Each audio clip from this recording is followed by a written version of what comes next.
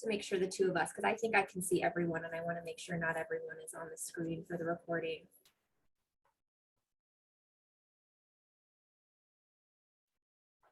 We're all set. We're recording. Excellent. Thank you so much. So this recorded portion will just be me and Rachel chatting and letting you know what's going on here at CSCP, and then we'll stop the recording for our question and answer time at the end. That doesn't mean you can't ask questions throughout. It just means that your voice may be on the recording, but you can also submit your questions into the chat feature, and then we'll be sure that we answer your questions at the end of our presentation as well. We just have a few slides because we know some are visual learners, so that way you can see the words as we speak. So just to get us started, I'm Allison Wong. I'm the new program and clinical director here at Cancer Support Community Pasadena. I started back in September, and I'm slowly making my way into meeting everyone, whether it be virtually or some in person. So if you haven't met me, it's so good to see you and meet you. We also have here Rachel. I'll let you introduce yourself. Hi, everyone. I think I know most of you in attendance. It's so good to see you all in this new year. I see applause for Allie as she introduced herself, and I want to echo that. She's brought such energy and enthusiasm to CSCP, and it's been so great to work alongside her as the new virtual program manager. So I'm helping with managing all things virtual and hybrid. Pretty much every email I have sent out, the reply has been, is Rachel still there? And yes, don't worry, Rachel is still here. So we are having a great time being the program team. We do a lot of amazing programs here at CSCP. Pre-pandemic, we did them in person. And although no one has enjoyed the pandemic by any means, what it has brought to us is this new format of virtual programming. And so it's our goal to really expand into the in-person and virtual settings to increase the access to our programs and just bring and the reach of our programs. So that's what we're going to talk about today. We also have Patricia Ostiller, who's our executive director, here on the call with us. So if there's any questions that she can better answer, we have her here as a resource as well. So let me just start by giving you some information. Feel free to put those questions in the chat, and then we will move on to Q&A and end with our raffle. So some of you may have seen this on our website, but you may not know. Our mission is to ensure that all people impacted by cancer are empowered by knowledge, strengthened by action, and sustained by community. And we have been figuring out how to do all this in a virtual setting as well as in person. We do have 5 pillars of our programming here. So when we say programs team, we're talking about the events, the things that we put on for you all. So we have clinical programs, which are our support groups, our individual counseling, all that goes into that, as well as our educational workshops, our healthy lifestyle classes like yoga, art, Zumba, Tai Chi. We have some of our healthy lifestyle instructors here on the call who we're so excited to see. We also have social connections and networking events. We have our Love and Laughter, which we have every other month. This year we scheduled our first Love and Laughter with Jason Love, the comedian, and his team, February 15th. So we got him right around Valentine's Day. So we're looking forward to that, as well as information and referrals. So we are part of a national network of affiliates with resources throughout the country. And so our goal is to refer you to services that we can provide, but if we cannot provide it, we want to be able to give you the names of services and connections outside our community that can provide you any assistance you might need. So we try to do that, and we've done that in person, and we really want to figure out and have been working on for the past couple of years how to creatively do that in a virtual way as well. So today we just want to talk to you a little bit about our plan for programs and services in 2022. We had a really great plan in December as we were moving into this year about bringing programs back in person. We're still doing that, but our timeline has changed a little bit. We're taking it week by week with the Omicron variant and any other variants that may pop up, God forbid. So I'm going to hand it over to Rachel, who's going to talk a little bit about the formats of programs that we want to offer and are offering now. And then I'll talk a little bit about our in-person requirements as well as our timeline. Thank you, Allie. We can go ahead and click to the next slide. Perfect. Yeah, I think certainly we've learned to be adaptable and flexible during this pandemic. And I think, we at CSCP are really fortunate and situated to be able to offer programs in a variety of different programs or different formats rather, meaning that we can pivot, right? When Omicron really kind of caught us off guard these last couple of weeks, we were able to pivot and say, hey, we're able to still offer programs virtually or in a hybrid format, or hey, we can still plan for something in person a few weeks from now, potentially. So we have that adaptability and flexibility. So in this slide, I just want to give some definitions for the various program offerings that we're going to be having moving forward. Before I jump into the definitions, I want to highlight that we are going to be replicating most of our regularly occurring programs so that there will be a virtual as well as an in-person attendance option for our programs. Some of our recurring and special programs will only have one format offered. So I'd like to point out that if you're unable to attend a program due to its format, or if your schedule simply doesn't align, we do have a video library of archived programs available on our website, just as we're recording this, and it's going to show up on our website. So even if you can't attend something in real time, you may be able to view it on that page on our website. So now hopping into the definitions, and they're pretty self-evident here, so I'm going to read them out loud. In-person programs are those that will be held at CSCP's facility with no virtual participation option, so just in-person attendees at our office. Virtual programs are those that will be held via Zoom only. So this is a virtual program. We only have virtual attendees. Hybrid programs are those that will be held in person at CSCP's facility and will also stream via Zoom. This gives participants the opportunity to participate in the program in person or remotely via Zoom. So to that end, CSCP invested in equipment called D10, and this equipment really allows for an immersive hybrid experience via Zoom. It's hard to explain it, so I'm excited for all of you to experience it. But using the D10, you'll be able to easily interact with presenters and attendees, whether you're in person or virtual. So, I've been in some meetings virtually, remotely with our office staff who are in person, and it's kind of felt like we're all in a room together, and the D10 makes that possible. So I'm excited for you all to experience our hybrid programming that way. As always, when you register for one of our programs, you'll get an email confirmation with additional details. So for hybrid and virtual programs, you'll receive an email confirmation that will include the Zoom information. And for hybrid and in-person programs, the email will include requirements for in-person attendance, other information necessary for the in-person program. So that's an overview of the different types of program formats that we'll be offering. So now if we can progress the slides to slide 6, I just want to show you how to interpret our online calendar. Before I do so, keep in mind that our program calendar is circulated in a number of different ways.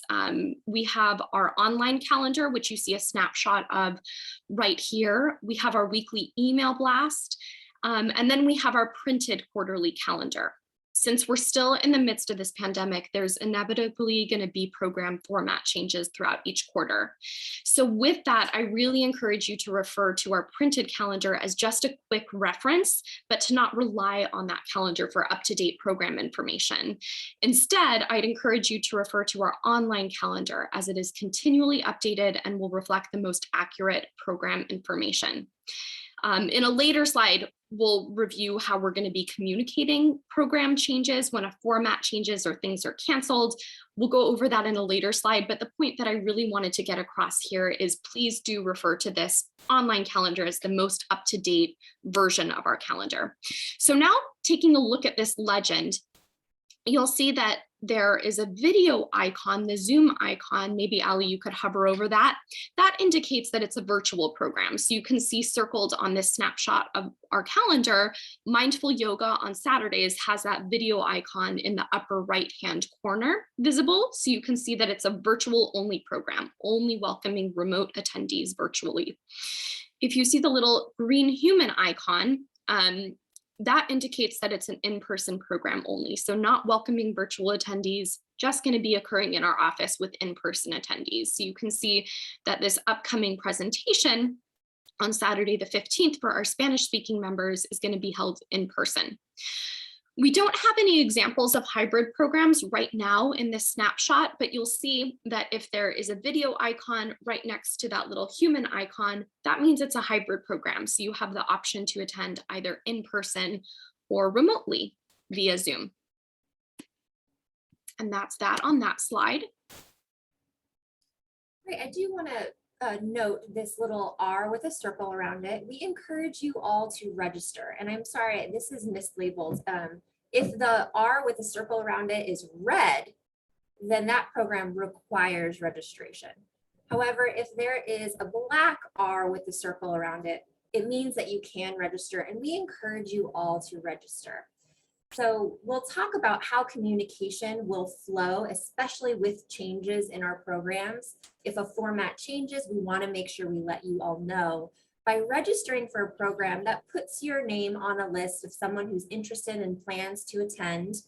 You receive the reminder emails when you register, but it also gives us an idea of how many people plan on attending, so we can assess to make sure we can allow social distancing, precautions, safety precautions, but also should a program change format, we can look at that registration list and email you directly in addition to various notifications to inform you that the program has changed format.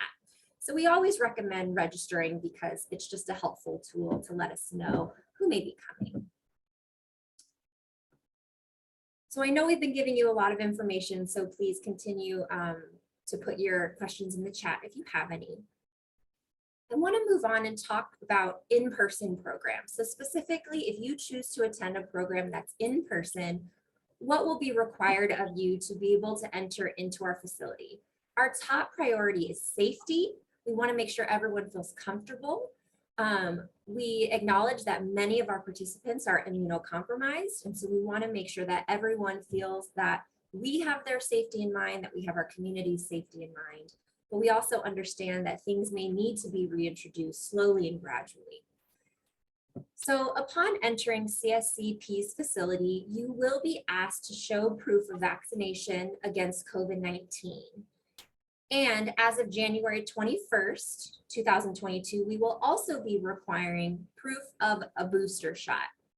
So it's a third shot. If you got your Moderna or Pfizer vaccine, it would be considered an additional shot if you got the one J&J. So we will be requiring boosters as of the 21st. When we say proof of vaccination, we mean showing us your vaccination card, a picture of your vaccination card, or some healthcare document showing your vaccination status. We also are continuing to follow state and local guidelines, which at this time includes wearing a mask indoors. We understand that specific social distancing requirements may not be required. However, we are doing our best to make sure that we provide space and ample opportunity to distance yourself from others as an additional precaution. Of course, if for some reason you cannot get vaccinated or boosted, as Rachel said, we will be offering our programs with a virtual format as well. So if it's not offered virtually in that moment, we are planning a program similar in a virtual format. So as far as safety precautions that we are taking when you all enter the building, please note that our staff has been in person. So we've been in person for quite some time, and we practice these precautions as well, even when it's just the 6 of us. Our facility is cleaned weekly by an outside cleaning service. Our restrooms and elevators are cleaned and restocked several times a day. We have air purifiers in all the rooms, so we turn those on if anyone is in there. In our back conference room area, our large area by the kitchen, if you've been with us before, we have 2 doors that we can open and we get a beautiful cross breeze. It's been winter, but it's been in the 70s in Los Angeles, so it's been really nice to have that cross breeze. We also have hand sanitizing stations and wipes throughout the facility. So we do our best when we schedule in-person programs. We want to limit the amount of in-person programs that are taking place at one time so that we can maximize the use of that back room so that there can be cross ventilation. And it is our largest room, so people can spread out as well. So our goal in the timing of it all is if we have an in-person program, if we can have one in-person program at a time, at least to begin with, we're doing that to limit traffic as well. So we have masks available in case someone does not have one. We ask that our participants be mindful about sharing food or drink or anything like that. And to that end, our kitchen is closed at this time. We do have a wonderful nutrition series coming up in March. And I think our nutritionist is preparing her Food Network TV personality self, because we'll have a camera on her as well so we can stream her program. So for programs like that, our kitchen will be available to her. But as far as general use by our participants, the kitchen has been closed. And then finally, some of those big questions that people have. We, of course, say this generally speaking, and this was our policy even pre-pandemic because a lot of our participants are immunocompromised. Please stay home if you have any signs of illness. Any sniffle, please stay home. And pre-COVID, if you had a sniffle, you stayed home, and that means that you missed out on the program. At least now, if you have a sniffle, stay home, but then you can log in virtually. So we want to be able to expand that access. We do ask that if you attend an in-person program and then subsequently thereafter test positive for COVID, and it's within that window, whatever that window might be at the time, given CDC guidelines, and state and local guidelines. So right now we're at kind of that 5-day mark, that you let us know so that we can let others know who may have been in contact with you. We can let them know via email that they may have been in contact with someone who was tested positive for COVID. Okay, so we're following all the guidelines to make sure that we're within all of those windows. And we just want to make sure that everyone is informed, that they feel safe, and we're going to do our best to make sure that happens. All right, so moving into communication about program updates, as was mentioned earlier, it's kind of an inevitability that we're going to need to pivot as time moves forward with just being able to switch an in-person program to a hybrid one to a virtual one, so on and so forth. So as was mentioned earlier, I think we can bring up those bullets. CSCP's online calendar is continually updated. It's live. So we encourage you to refer to that version of our calendar for the most accurate program information. And there's a link right underneath to our calendar. We also send out a weekly blast email highlighting the programs in the upcoming week. And to the best of our ability, we make sure that it reflects program information accurately. If you don't receive these emails, please let us know and we're happy to include you on that list. One little asterisk that I want to add to this weekly blast email piece is that occasionally instructors cancel after the weekly blast is sent out, or there may be an instance where we need to make an adjustment to a program format. For example, maybe we have an in-person program scheduled and we need to change it to a virtual one. So yet again, that's why I want to emphasize that our online calendar is the most accurate source of program information. And then finally, if a last minute calendar change occurs, we will notify those who are registered for the program in question. So for example, if we needed to change an in-person workshop to a virtual workshop, we would email all of those who registered for the program. For healthy lifestyle classes, we would email those who attend the class regularly. A lot of you on this call receive emails regularly from Ali and I announcing cancellations for classes, for example, and change in format for classes would be emails that are much the same as those. This piece of communication really underscores the importance of registering for the classes that you wish to attend. I know it was a lot more informal pre-pandemic. You could just kind of come, but here is why you really do need to register, because that's really the only way we'll know how to contact you in the event of program changes. So we can go ahead and move on to the next slide. Right, and I should mention too, We love hearing from you. So please, at any time, call us and ask us, is this program still happening? What format is it happening in? You can call us at any time and ask us to register you for an event or for a program. We're happy to assist in that way as well. Absolutely. Or email, that always works. Yeah. Too. We'll share our email too at the end of this. All right. So I want to end on a really exciting note. This is a menu of upcoming programs at CSCP. During the pandemic, we were kind of only planning 1 month out because there was so much uncertainty. And I know we're still in the midst of the pandemic, but we are moving forward confidently at CSCP. We scheduled an entire quarter of programs ahead of time. And Ali and I are already working on late spring, early summer programs.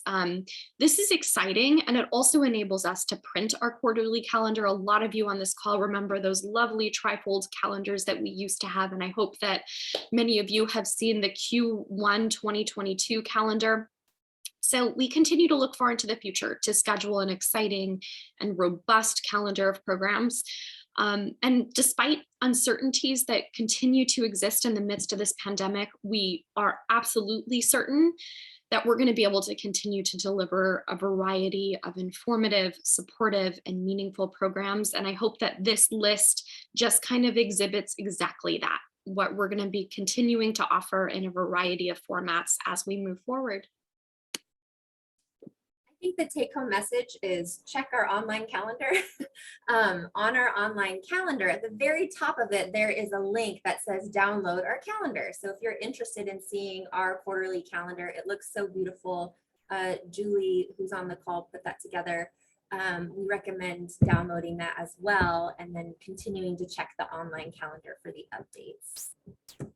All right, so I just want to leave this up here just for a few seconds in case you all want to jot down our email addresses, first initial dot last name, and then Rachel, you can feel free to stop recording, and then I'll stop